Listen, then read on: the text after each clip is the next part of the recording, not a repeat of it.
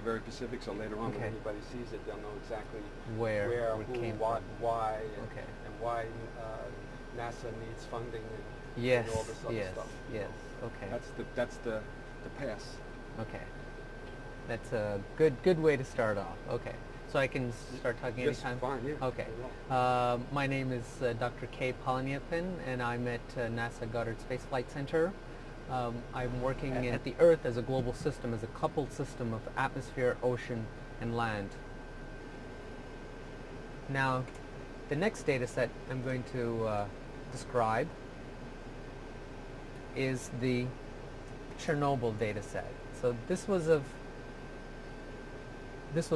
worldwide interest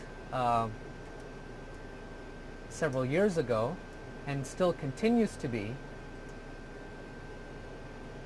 because of its enormous impact in the western part of Russia. The Chernobyl reactor accident occurred on April 26, 1986, and what I'm showing you here is the ability to organize a large amount of thematic mapper data. So that's what the TM stands for, thematic mapper data, which is on the Landsat satellite, a polar orbiting satellite. In the first column, we're seeing 4 different channels from June of '85, which is almost a year before the accident. So this is channel 7, channel 4, channel 2, and channel 6. Channels 7, 4, and 2 are at 30-meter resolution, and channel 6 is at 60-meter resolution, roughly, 120-meter resolution, roughly 1/4 of the resolution as the other channels. And here, in this cell, now I can take any of this data set and blow it to full screen, as you see. Now you get a bigger view of this whole region. This is a 742 multispectral combination from June of '85. You can see the, I believe this is the Pripyat River that goes to Kiev. This region is the, this is right here is the Chernobyl reactor area, but the town of Chernobyl itself is, I believe, somewhat to the south of that. So let's zoom up on this data.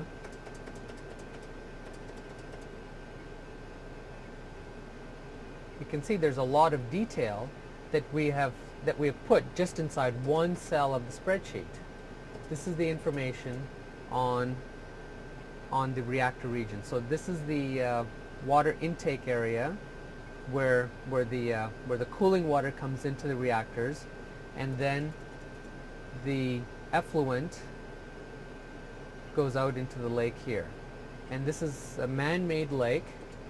It's supposed to be sealed from the river, but after the accident, it was found that there was a lot of radioactivity that's been leaking. You know, the seal in the river wasn't impermeable, and so in fact the water supply to Kiev is contaminated.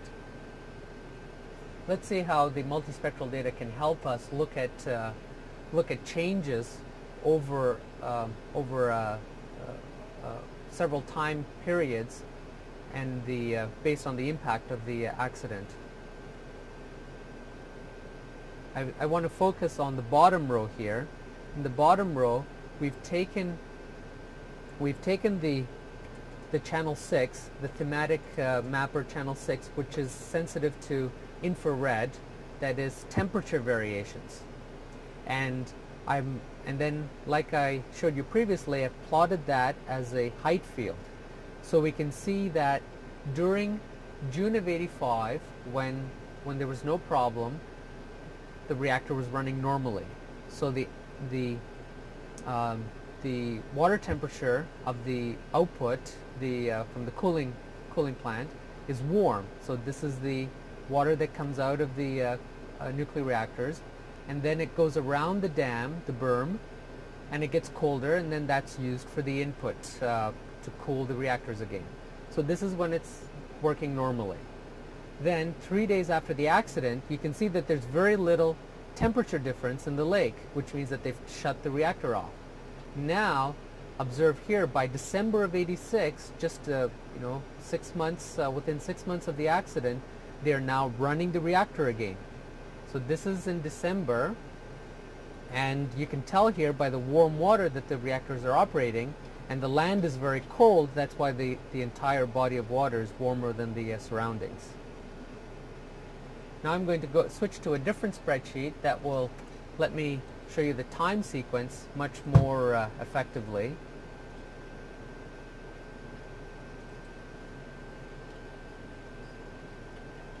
Here we have 4 different cells, and each of the cells contains 4 different times.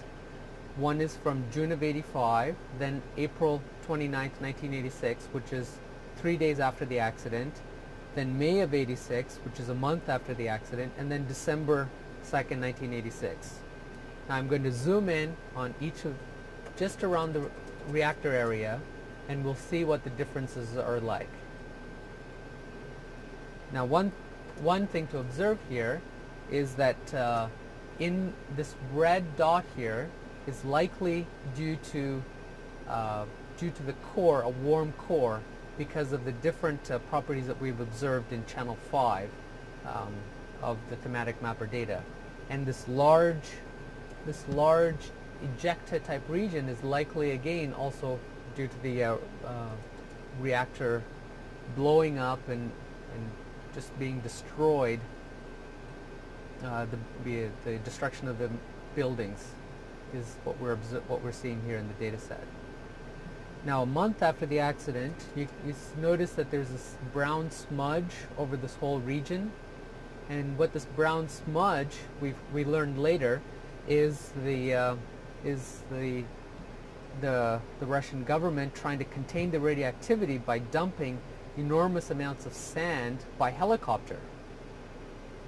And then by December, notice that the roads, you can see there's a lot of activity clearing out the roads. They're not only probably enhancing the roads so that large machinery can get in and out, but also plowing down the radioactivity by all the sand that you can see.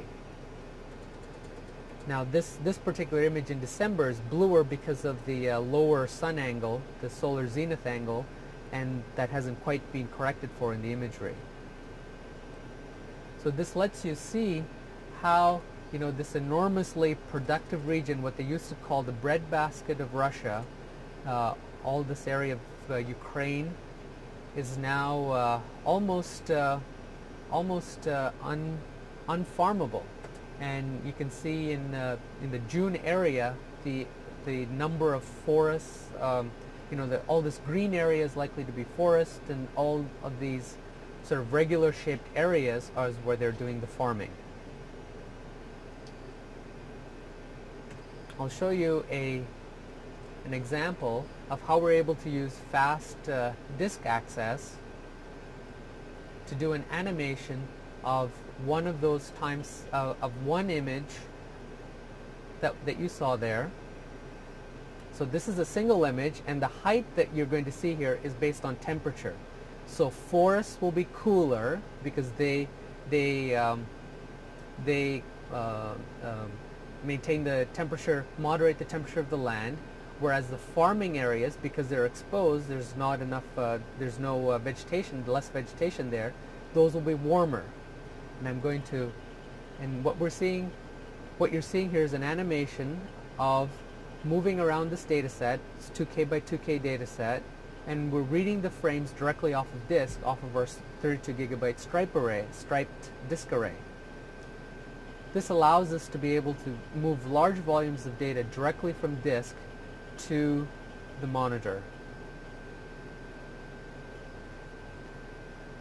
So you can stop the image at any point and back up, and you can see again that you can observe that the water is cooler than the land, so that's what gives the topography effects.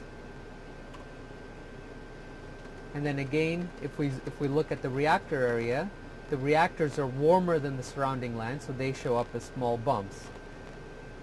All this data is at approximately 30-meter resolution. And Currently, we anticipate satellites and aerial imagery that are up to 1 to 3 meter resolution. So the amount of data sets, the amount of volume of data that people need to handle is much, much larger.